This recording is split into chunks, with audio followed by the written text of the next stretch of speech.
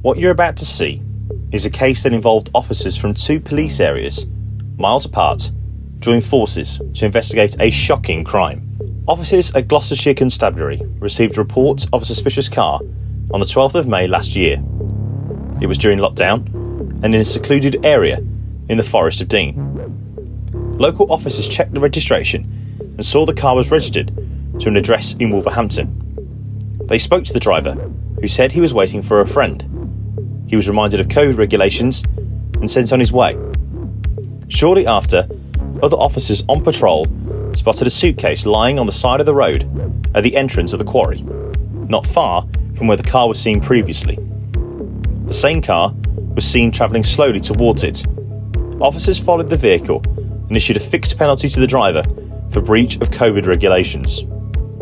Meanwhile, other officers found that a woman was now with the suitcases. She was trying to stall them from opening them up. When they did, a grim discovery was made. You're gonna get arrested for obstructing police. All right, I don't wanna stop you guys. You are stopping it. You are stopping us. Okay, can I just explain, because as I said before, like I've had. Step away, please. I've had issues with that before. Step away, please. Just stand there. Okay.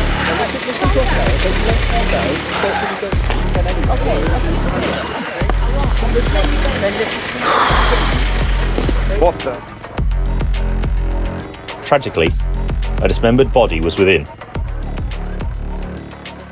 The woman, Garika Gordon, was arrested on suspicion of murder and taken into custody. Inquiries were carried out and officers established Gordon was from Birmingham. Gloucestershire Constabulary launched an investigation and worked closely with detectives at West Midlands Police. The body was identified as Phoenix Nets, who lived at the same multi-occupancy house as Gordon in Salisbury Road, Birmingham.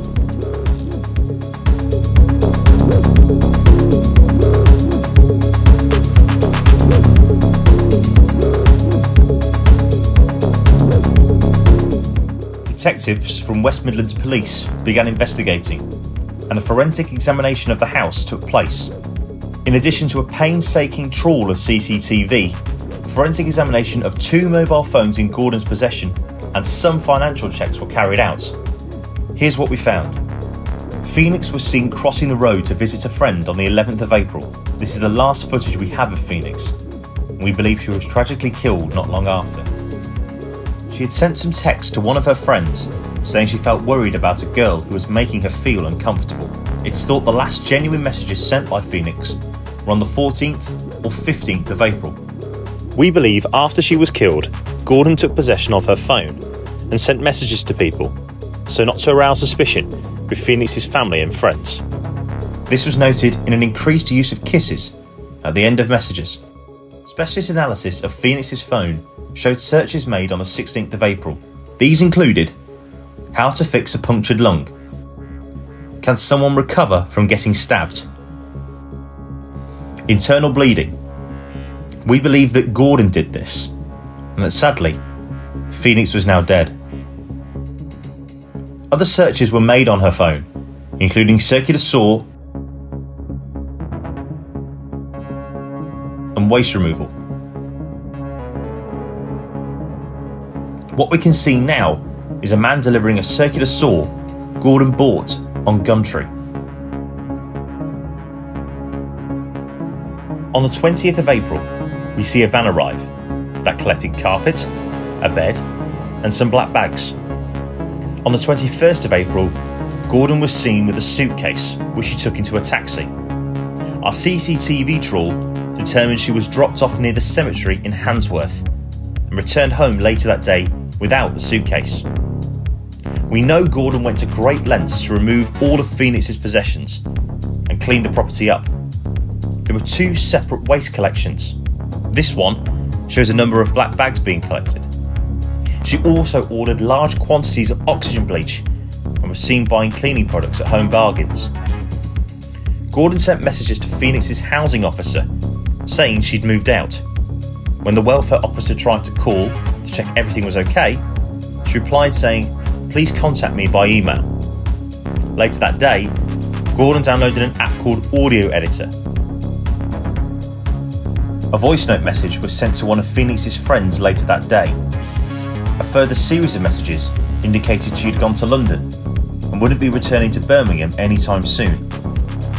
Other CCTV obtained shows Gordon on her bike, making a trip to the cemetery in Handsworth and travelling back to Gloucestershire. It's at this point the suitcases were removed from where she'd hidden them in Handsworth and took to Colford. We next find her at a police station in Colford on the 27th of April. She says she's trying to meet a friend, but her phone has run out of charge. She asks for an iPhone charger, but hands over a Samsung phone.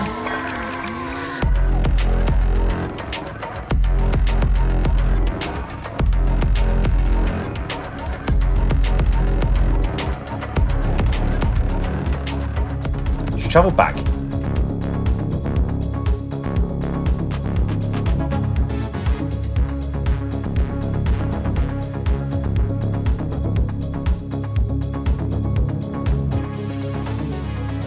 And was seen the following day in Home Bargains in Harborne, buying a sleeping bag and cleaning products.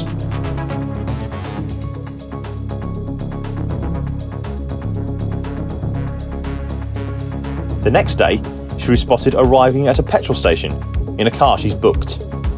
While she was inside, the driver looked in her bag and found a military-style shovel and black leather gloves. Spooked, he drove off with the bag. Unbelievably, Gordon reported this theft to us shortly after, but called us again a little later to say the bag had been returned. On the 30th of April, Gordon travelled back to Colford, taking her folding bike and an unusual route by train to Hereford via Shrewsbury. We tracked all of her movements on CCTV.